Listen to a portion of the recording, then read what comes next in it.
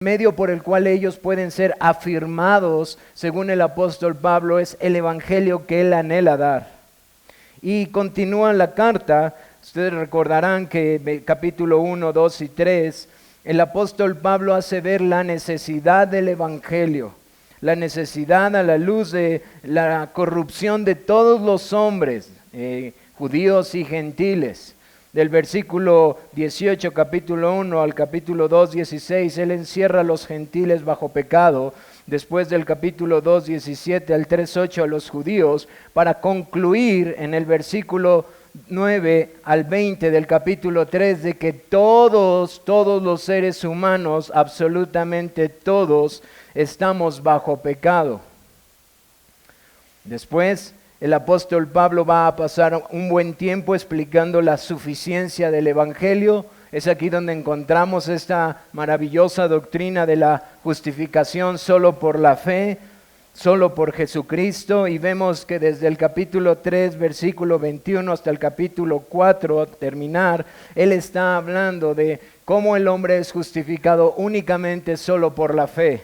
Pone el ejemplo de Abraham, toma todo el capítulo 4 para explicarles que esto no es una verdad del Nuevo Testamento, no es una verdad después de la venida de Cristo, es una verdad en la que siempre Dios ha redimido a su pueblo únicamente por la fe, como Abraham es el gran ejemplo del padre de la fe. Después de haber mostrado la necesidad y la suficiencia, él habla de la eficacia del evangelio. La eficacia del evangelio que prácticamente a partir del capítulo 5 hasta a donde hemos llegado, Pablo muestra cómo no solamente todos los seres humanos necesitamos el evangelio, no solamente todos los seres humanos lo necesitan, sino que el evangelio es suficiente para salvarlos a pesar de la gran pecaminosidad que existe en cada uno de nosotros. Pero también les enseña cómo este evangelio es suficiente. Habla acerca de los resultados de la justificación. Es decir, él les habla de cómo el hombre ahora ha sido reconciliado con Dios. Y por favor, yo espero que en este resumen puedan en sus corazones, con la ayuda del Señor, poder llegar a concluir como lo hace el apóstol Pablo. Porque todos estamos destituidos de la gloria de Dios, es decir, no hemos alcanzado el estándar para el cual Dios nos llamó. No obstante, Dios envió a su Hijo y es tan suficiente que todo aquel que cree en Él es salvo. Pero no solamente es suficiente, sino que el resultado de esto para la vida de nosotros como creyentes es que ahora hemos sido reconciliados con Dios. Es decir, ahora hay paz para con Dios. Es decir, ahora todas las cosas que obran para nosotros obran para bien. ¿Por qué? Porque Dios ya no está más airado con nosotros. Y ustedes se darán cuenta cómo la doctrina inmediatamente tiene implicaciones para nuestra vida. Pero a partir del capítulo 6 hasta el capítulo 7, Pablo les enseña que esta salvación, esta justificación que hemos obtenido por medio de la fe únicamente, también nos ayuda en nuestra santificación. ¿Por qué? Porque hemos muerto al pecado, porque el pecado no se enseñorea más de nosotros. No obstante, que el cuerpo en el que vivimos es exactamente el mismo miserable que ha vivido cada día de vida de nuestras vidas esclavizados al pecado. Cuando Cristo viene y nos redime y nos hace ahora amigos de Él, la condenación y la esclavitud ha sido quitada. Y aunque nuestro cuerpo con sus deseos sigan siendo lo mismo, no obstante, nosotros ya hemos muerto a este Señor. Nosotros hemos muerto a este que se enseñoreaba de nosotros, llamándose pecado. Y ahora tenemos la capacidad para hacer morir, para vivir en conformidad a la unidad que tenemos con Cristo, porque hemos muerto juntamente con Él, así que juntamente con Él resucitaremos. Y pasa el capítulo 6, capítulo 7, enseñándole a los creyentes que no obstante de la lucha que van a encontrar cada día por causa del pecado que está en sus cuerpos, no obstante, ya no se enseñorea de nosotros. Ni quitando uno ni quitando la otra, por favor, hermanos. Pero él continúa con la eficacia de este evangelio que es poderoso y enseña a los creyentes que ellos pueden tener seguridad, que nadie puede apartarlos de Cristo. En el capítulo 8 dice: ninguna condenación hay para los que están en Cristo Jesús. Este evangelio es tan suficiente que los ha reconciliado con Dios, que ha quitado la enemistad, que todas las cosas obran para bien. Es tan suficiente que los puede ayudar y los ayudará en su lucha diaria contra su peor enemigo, que está en su propio cuerpo. Y sepan algo: nadie puede separarlos de él. ¿Por qué? Porque nuestro Dios es fiel. Él habla acerca de la doctrina de la seguridad, les enseña que el evangelio es suficiente para guardarlos hasta la venida de Cristo. Y que esto no depende de nosotros en última instancia, sino de la obra consumada de nuestro Dios. Pasa a partir del capítulo 9 hasta del capítulo 9 versículo 1 hasta donde hoy concluiremos, del capítulo 11 versículo 36, a mostrarles cómo esta salvación que Dios ofrece y esta seguridad que da prevalece a pesar de que nosotros muchas veces no entendemos cómo todos los puntos se unen o cómo todas las piezas del rompecabezas están formando lo que Dios está haciendo. Él habla en el capítulo 9 acerca de la soberanía que Dios tiene acerca de la salvación. Él habla en el capítulo, a partir del versículo 30, capítulo 9 hasta el capítulo 10, acerca de la justicia sobre la desobediencia de los hombres, principalmente de Israel, que queriendo imponer su propia justicia, han desplazado la justicia de Dios. Y él concluye en lo que habíamos estado viendo: la fidelidad de Dios para con los suyos, para con los hijos del pacto, para con los hijos de la promesa, para con los hijos de los que él había desde antes de la fundación del mundo escogido para salvación. Él es fiel para con el remanente que él ha de salvar. Y es así como termina el versículo 32 y nos encontramos en nuestro texto de esta mañana, del versículo 33 en adelante, en donde el apóstol Pablo simplemente irrumpe en su corazón con una alabanza majestuosa y preciosa a nuestro Dios. Esta alabanza que vemos en estos 3 versículos puede ser dividida de manera práctica para el estudio en 3. Primeramente vamos a ver una exclamación de quién es Dios, después una serie de preguntas retóricas y finalmente una conclusión al respecto de esta exclamación y estas preguntas retóricas. Así que vamos a la primera parte, en el versículo 33 de capítulo 11. Dice: oh profundidad de las riquezas y de la sabiduría y de la ciencia de Dios, cuán insondables son sus juicios e inescrutables sus caminos. Hermanos, lo primero que quiero hacer es aterrizar nuestros pensamientos. Es verdad que estos textos en la teología sistemática pueden ser utilizados con respecto a la teología propia acerca de estudiar las perfecciones de nuestro Dios, pero no pierdan de vista algo. Ese no es el propósito principal del apóstol Pablo.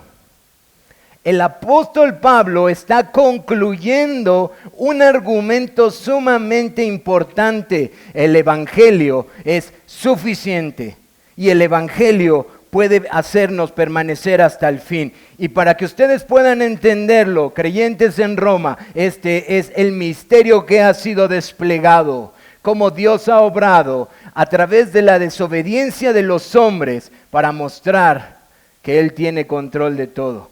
Esto es lo que está pasando en la mente del apóstol Pablo.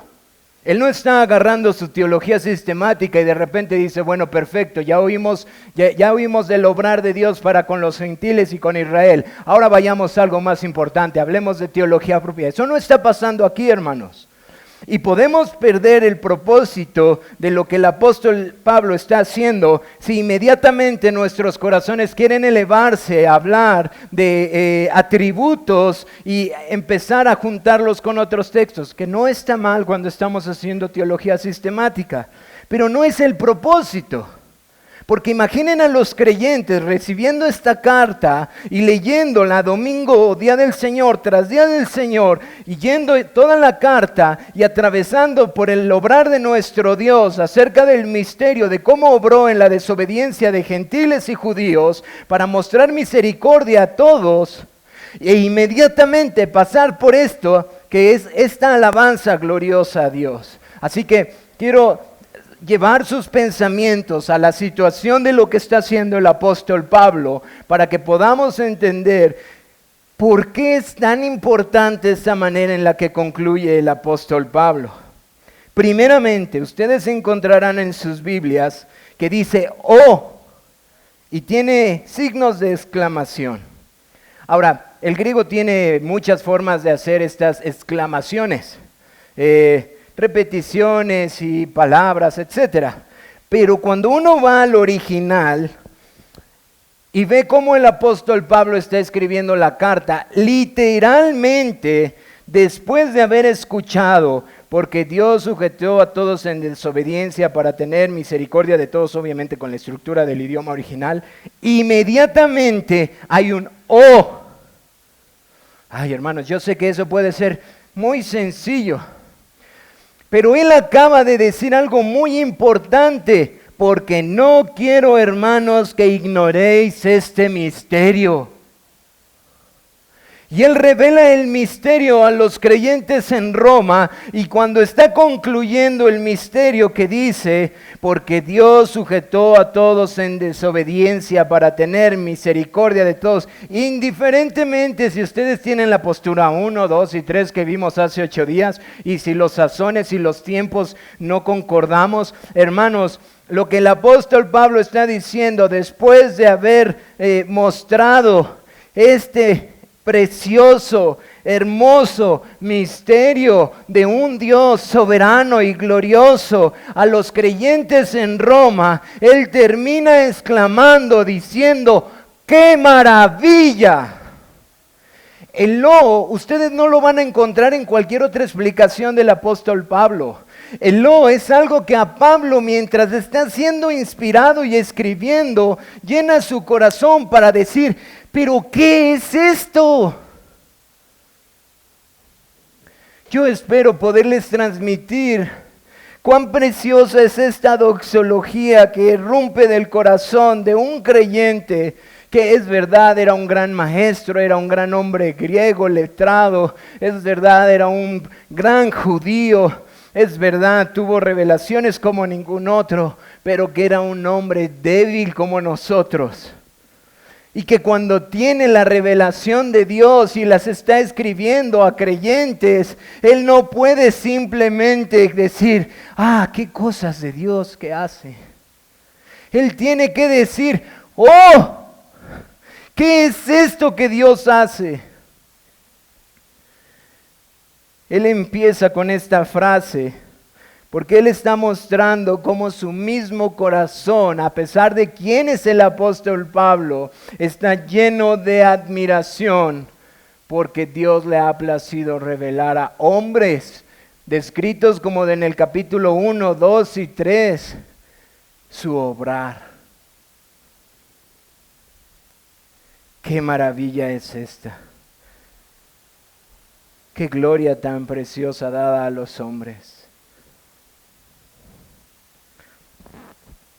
Me voy a adelantar algo que hoy quiero tocar en las aplicaciones, pero David dijo algo verdadero. ¿Quieres crecer en humildad? Mira a Cristo.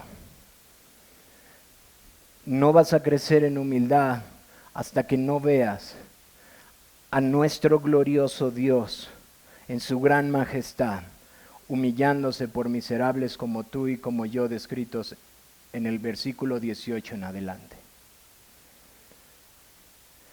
Y condescendiendo en dar sabiduría, que los ángeles expectaban ansiosamente y que solamente le ha sido dada a su iglesia.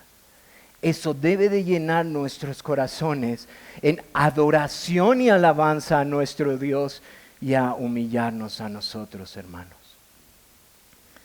Él continúa y dice, oh profundidad de las riquezas y de la sabiduría y del conocimiento de Dios.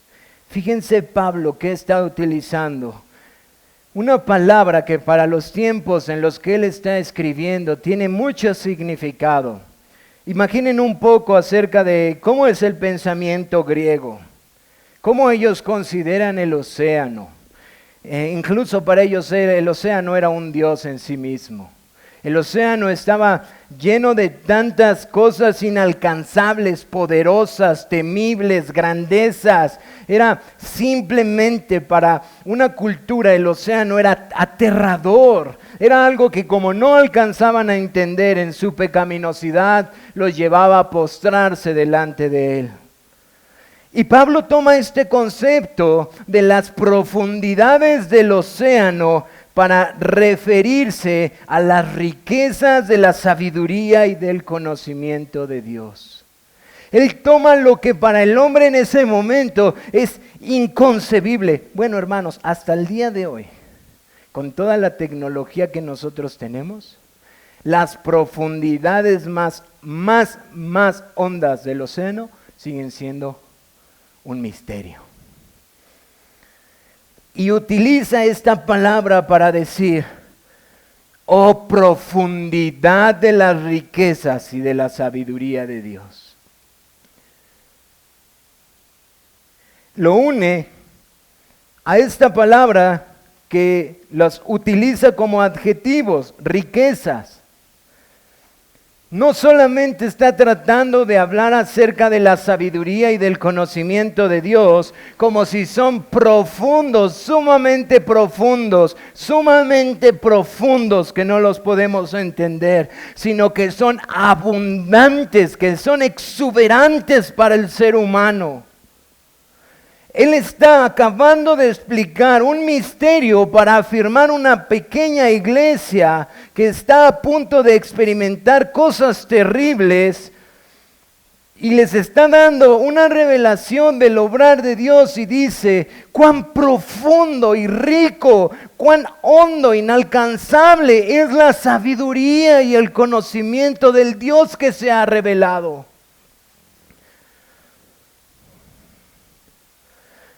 Pero hermanos, él utiliza dos palabras muy importantes, sabiduría y conocimiento. Yo espero que hace 8 días, alguno que otro,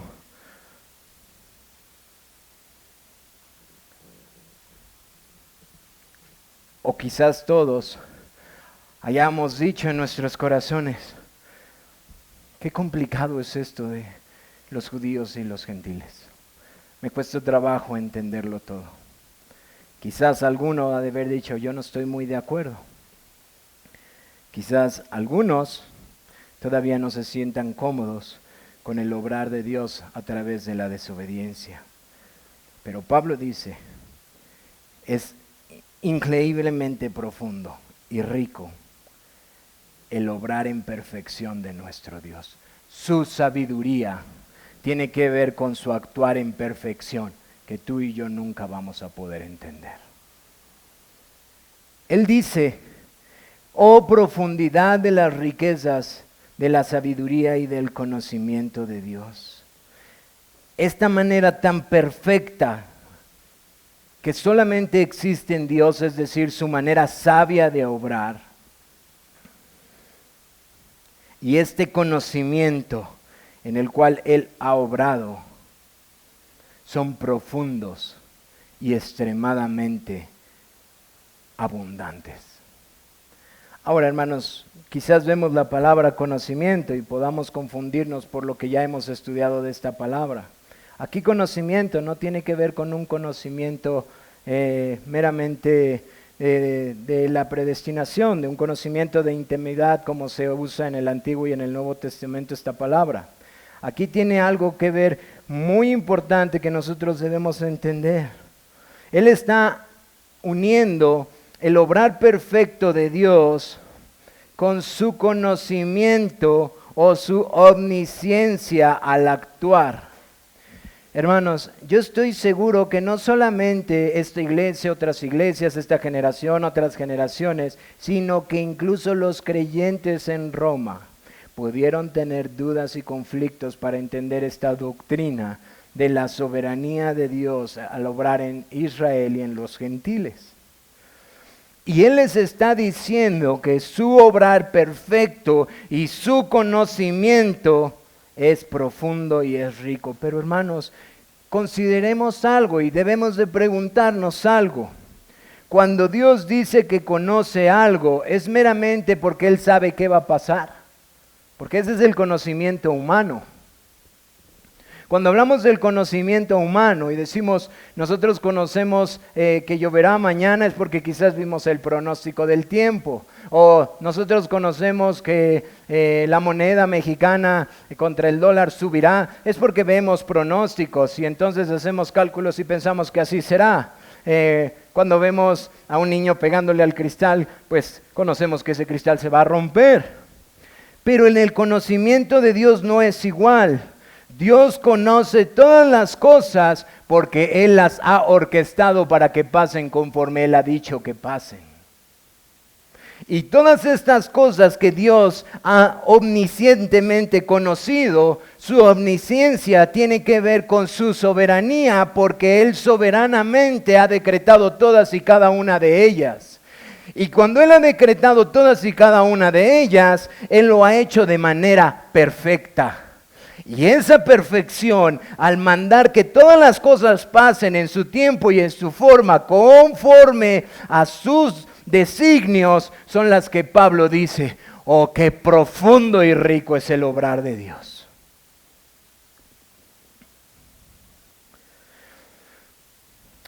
Y esto lo lleva a algo, dice, oh profundidad de las riquezas y de la sabiduría y de la ciencia de Dios. Cuán insondables son sus juicios e inescrutables sus caminos. Cuán insondables son tus veredictos, Señor, porque esa es la palabra que está utilizando aquí para juicios. Cuán insondables, cuán incapaz soy, aún después de que me has dicho todo esto y lo estoy mostrando, cuán incapaz es el hombre de entender que tus veredictos son todos perfectos. Y cuán difícil es entender tus caminos o tu actuar. Hermanos, yo no sé si mientras estoy tratando de desenvolver estas palabras con ustedes, vienen otros textos a sus mentes. Pero definitivamente ayer que estaba escribiendo, no podía dejar de pensar en lo que escribió el autor de Eclesiastés. Como tú no sabes cuál es el camino del viento, o cómo crecen los huesos en el vientre de la mujer encinta, así ignoras la obra de Dios, el cual hace todas las cosas. Pablo nos está diciendo, es imposible saber en perfección los juicios que Dios hace. Y las maneras en las que Él está actuando en todo tiempo son incapaces de ser conocidos en su perfección por su criatura. Espero que también empiecen a sentirse tan apachurrados mientras Pablo despliega la grandeza de nuestro Dios.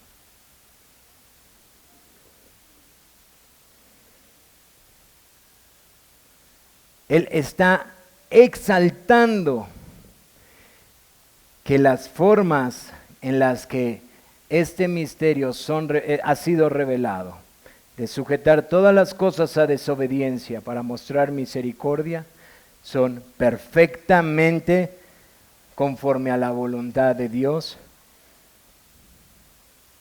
y que fueron determinadas así por Él.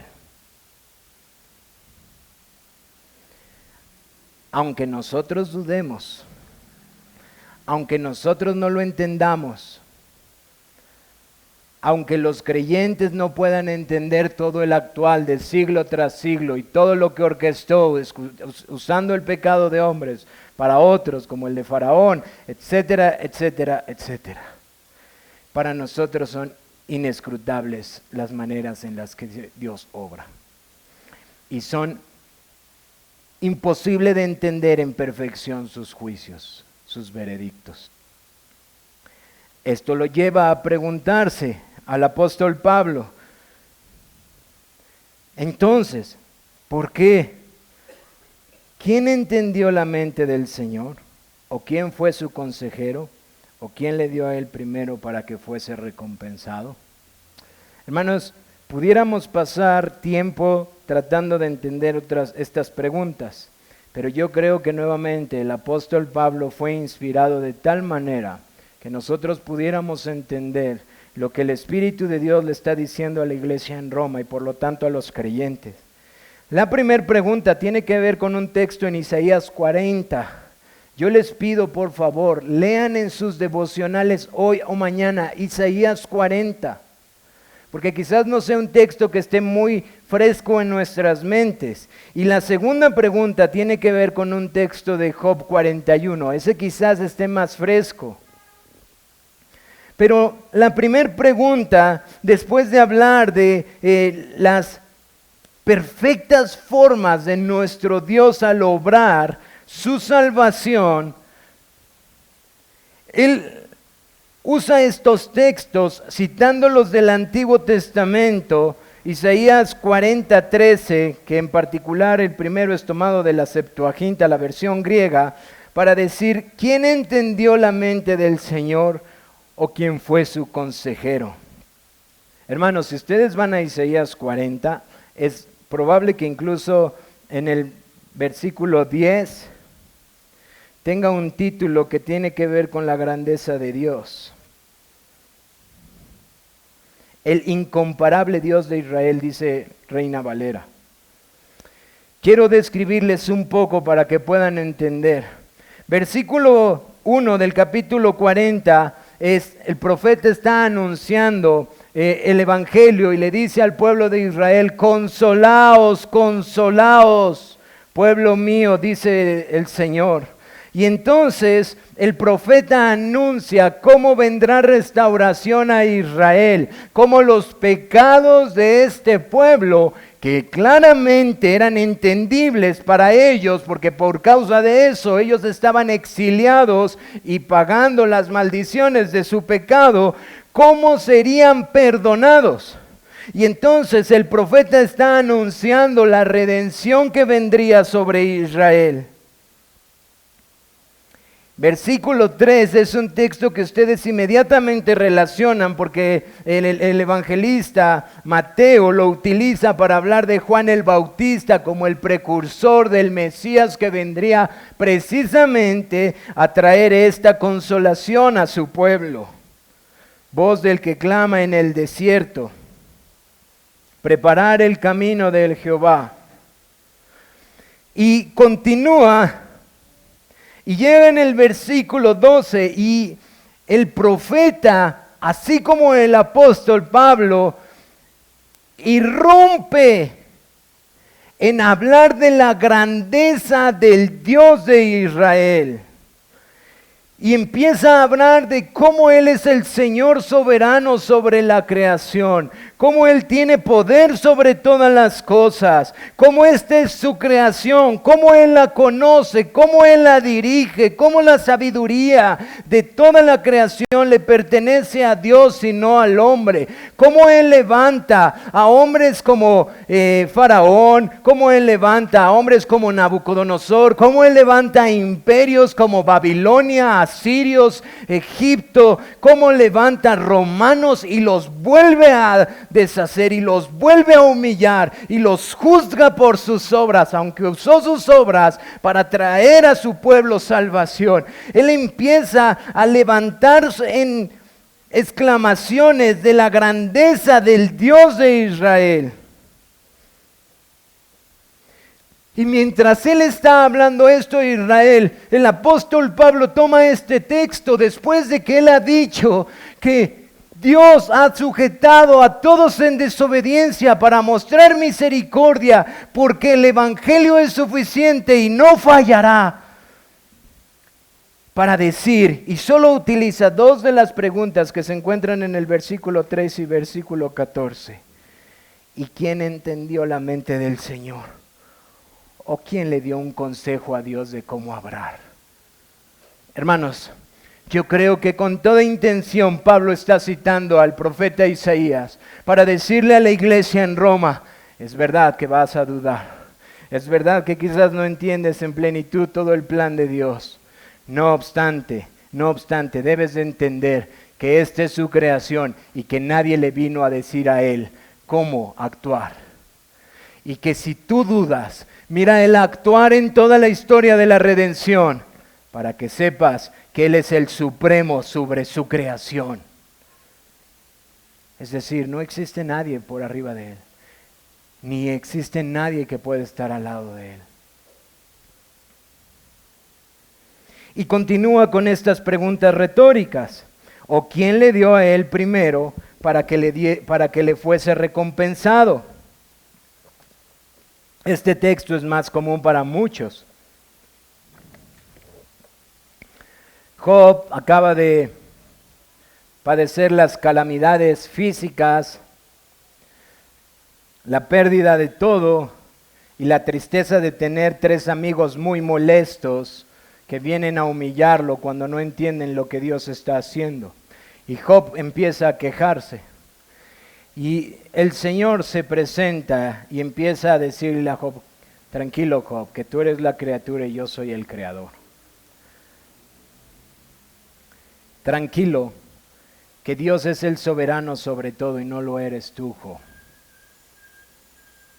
Y antes de que tu corazón, Job, se eleve demasiado alto, quiero que recuerdes algo. ¿Quién me ha dado a mí para que le sea recompensado? Versículo 11 del capítulo 41 de Job. ¿Quién me ha dado a mí, Job? ¿Quién me ha hecho a mí deudor? Tú vienes argumentándome, ¿quién me ha hecho a mí deudor, Job?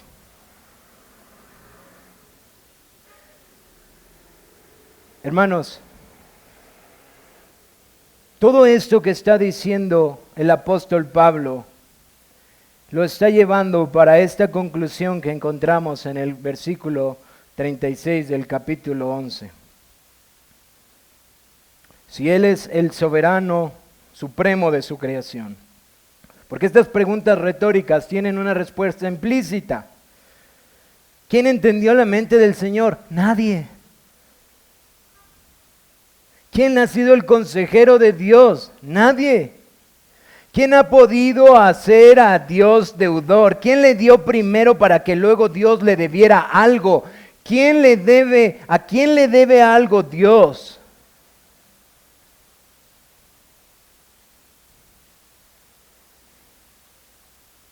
Y entonces concluye el apóstol Pablo diciendo en el versículo 36, porque de Él y por Él y para Él son todas las cosas. A Él sea la gloria por los siglos. Amén. Hermanos, yo sé que es un texto precioso, yo sé que lo aplicamos en un montón de situaciones, pero quiero decirles algo. Este texto está siendo aplicado en la obra más preciosa que Dios le ha placido hacer.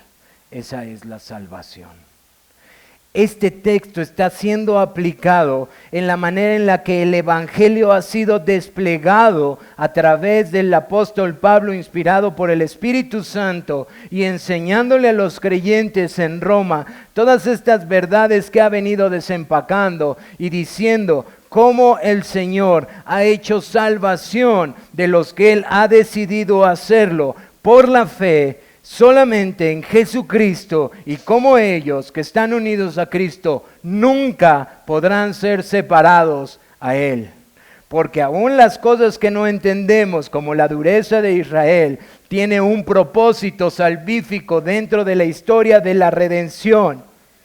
Que su desobediencia sirva para salvar a unos y que la desobediencia de otros sirva para salvar a otros. ¡Oh, qué gran misterio! Porque todas estas cosas que Él ha decidido, Él las ha hecho a través de Él y las ha hecho únicamente para Él. Por lo tanto, oh criatura, oh hombre, donde quiera que estés, debes de saber algo: Él merece toda la gloria.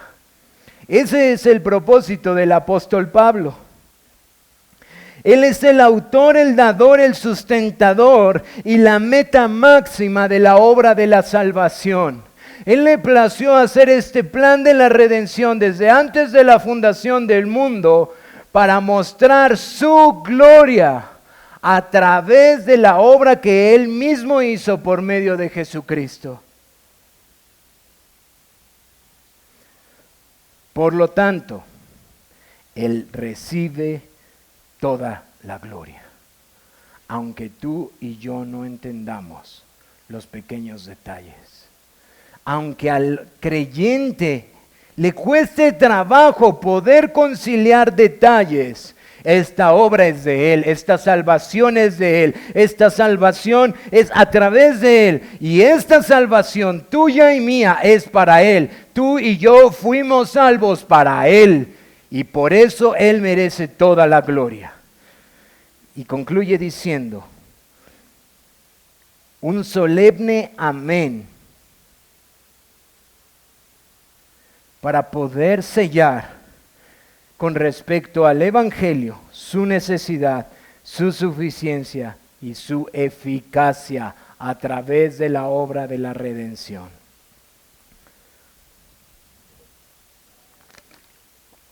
¿Qué aprendemos, hermanos? ¿Qué aprendemos de esta forma en la que el apóstol Pablo simplemente irrumpe en considerar este glorioso misterio de la obra de la redención? Este evangelio glorioso que es poder de Dios para salvar. Número 1, como dice el salmista, que Dios está sentado en su trono y que todo lo que Él ha querido hacer, Él lo ha hecho. Qué glorioso, hermanos. También aprendemos algo que yo espero que nos ayude a lidiar con las múltiples diferencias de interpretación que existen en estos textos. Siempre hay una tensión en el corazón del creyente que lo lleva a cuestionar el actuar de Dios. Yo no sé si ustedes leyeron entre líneas, pero mientras Pablo está diciendo estas cosas, es como si el Señor está tratando de decir, detén tu boca. Detente, no cuestiones, no pongas en tela de juicio mi obrar. Detente, no seas pronto, aunque no lo entiendas, ten cuidado, ten cuidado. Hermanos, es evidente que creyentes pudieran haber dudado del juicio de Dios, del veredicto conforme a Israel. Es evidente que muchos creyentes pudieran decir, pero es que si unimos estos puntos nos lleva a esta conclusión, y el Señor les dice, no entiendes nada de mi obra. Es evidente que la sabiduría y el conocimiento de Dios está siendo puesto en tela de juicio por un corazón caído como el tuyo y como el mío constantemente, y que por eso el apóstol Pablo es inspirado a alabar en su grandeza a Dios en el obrar de su salvación, para que podamos entender que lo que Él hace es perfecto, que lo que Él hace es justo, que lo que Él hace no falla. Así que esta tensión se ve a la luz de lo que Pablo está diciendo. También aprendemos, hermanos, que sus obras deberían de sorprendernos y humillarnos, y como resultado llevarnos a adorarle. Hermanos, el estudiar la carta a los Romanos, el estudiar estos capítulos, tantas veces se vuelven un ejercicio de intelectualidad. Vamos a entender qué está diciendo estos 3 capítulos intelectualmente. Vamos a estudiar esta carta a los Romanos porque es una carta muy, muy alta. Hermanos, el ver cómo Dios condesciende con hombres como tú y como yo, y cómo le complace mostrarnos cómo lo hace, debería de hacer que nuestras mentes caigan rendidas y nuestros corazones humillados en adoración constante.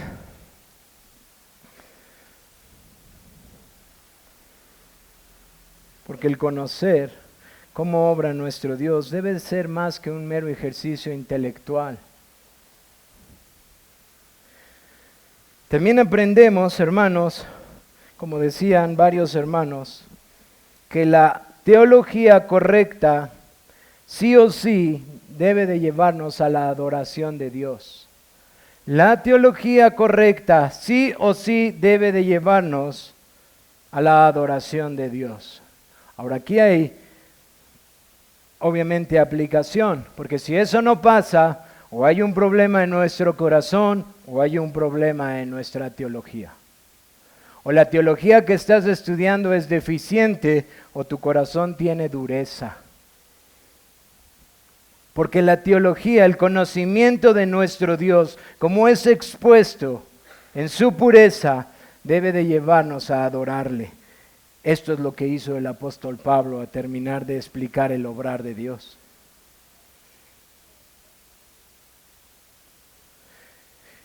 Una enseñanza más.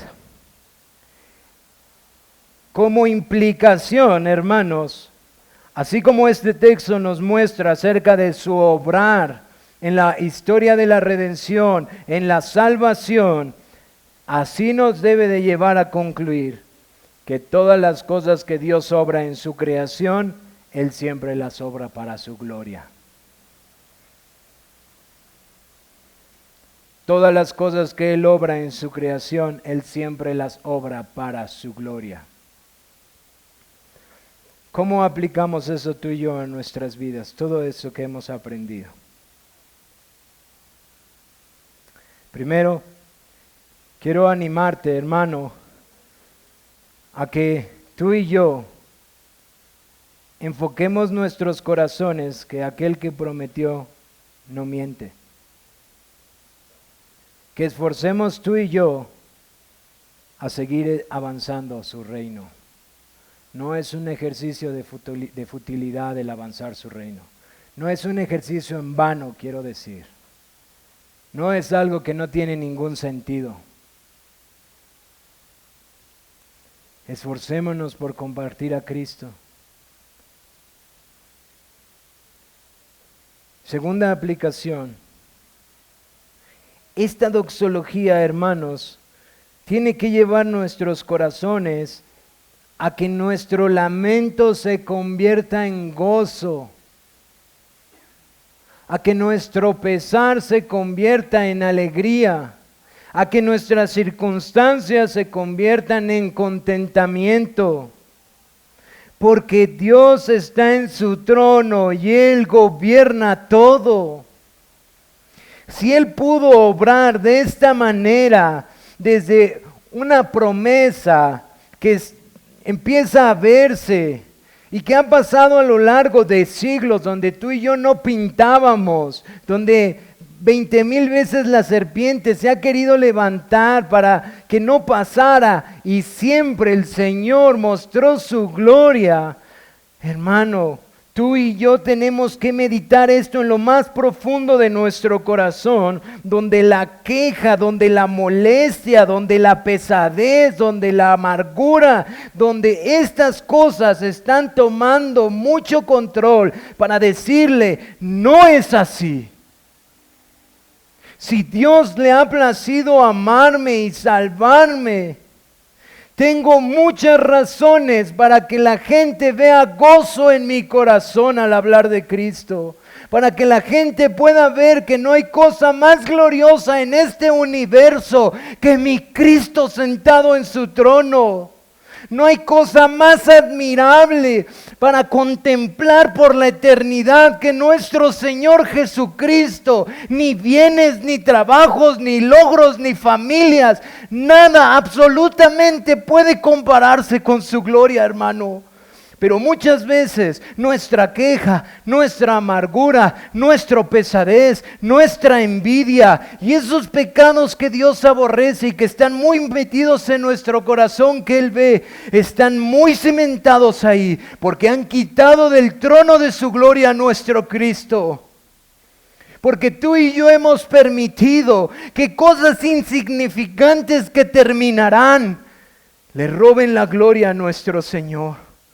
¿Qué quiero decirte, hermano? Que tú y yo tenemos una labor muy grande. Recordar que lo que Dios hizo es glorioso y mortificar nuestro pecado vivificando cuán gloriosa es nuestra salvación. Hasta el punto que tú y yo podamos decir, como este apóstol, porque si yo vivo, vivo para Cristo, y si yo muero, muero para Él. Y eso no debería de ser un mito de algunos creyentes. Eso no debería de ser una historia que alguna vez alguien contó. Eso debería de ser una realidad en nuestros corazones, hermano. Y es una labor en la que tanto tú como yo muchas veces hemos fallado. Que si el logro, que si el título profesional, que tantas y tantas cosas. Guardemos nuestros corazones de la idolatría. Guardemos nuestros corazones de cosas que están haciendo el pesar día a día en nuestras vidas. Pero también guardémoslo de pensar. De decir, yo quizás lo hubiera hecho mejor. Yo sé que muchos de nosotros no nos vamos a atrever a decir, ay Señor, es que yo hubiera hecho esto de esta forma o de otra forma. Yo quiero decirte algo con honestidad, cientos de veces lo he pensado. ¿Y por qué no lo obró así Dios? ¿Y por qué no lo obró así? ¿Y por qué no lo hizo en este momento? ¿Por qué no me salvó cuando tenía 8 años? ¿Y por qué no esto? ¿Y por qué no esto? ¿Y por qué no esto? Y sabes, hermano, nosotros debemos de considerar que la sabiduría de Dios y su conocimiento son perfectos para entonces callar nuestra boca y rendirnos ante Él.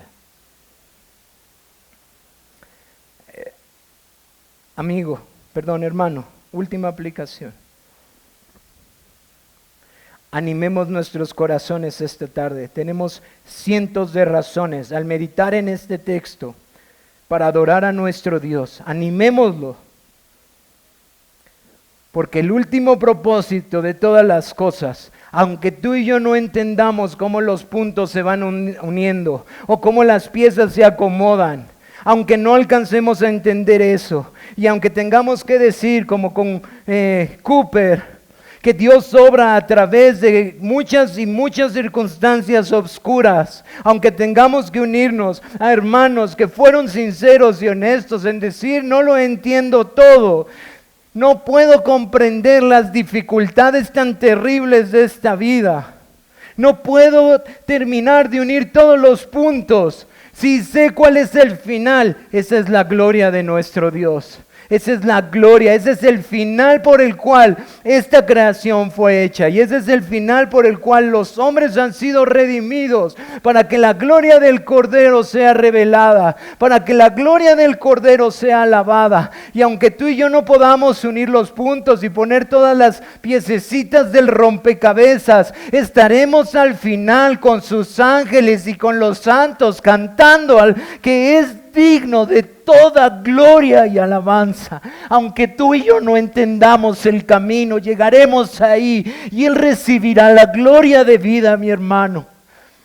Anima tu corazón, porque hay una gloria que supera esta creación y está sentado en su trono. Contempla al Señor en su majestad. Contémplalo en su gloria, por favor. Y mi amigo, ese glorioso Dios del que hemos hablado esta tarde, quizás para ti no brilla, quizás para ti no es tan delicioso, pero quiero decirte algo. Este es el mismo glorioso Dios que quiere reconciliarse contigo. Este majestuoso Señor, todopoderoso, es el mismo que te llama y te dice, ven, ven. Es el mismo que se humilló, que dejó su gloria y se hizo hombre para salvarte. Es el que te dice, ven, acércate. Este que es una inmensa majestad, es el mismo que te llama. El que gobierna el universo y cada aspecto, es el mismo que te dice, ven y siéntate a mi mesa. Qué glorioso privilegio. No lo rechaces esta tarde, por favor. No rechaces el privilegio de sentarte a la mesa de Cristo. Él te invita. Ven pronto en arrepentimiento y fe. Aún hay lugar, amigo. Ven a Cristo. Vamos a pasar a la cena, hermanos.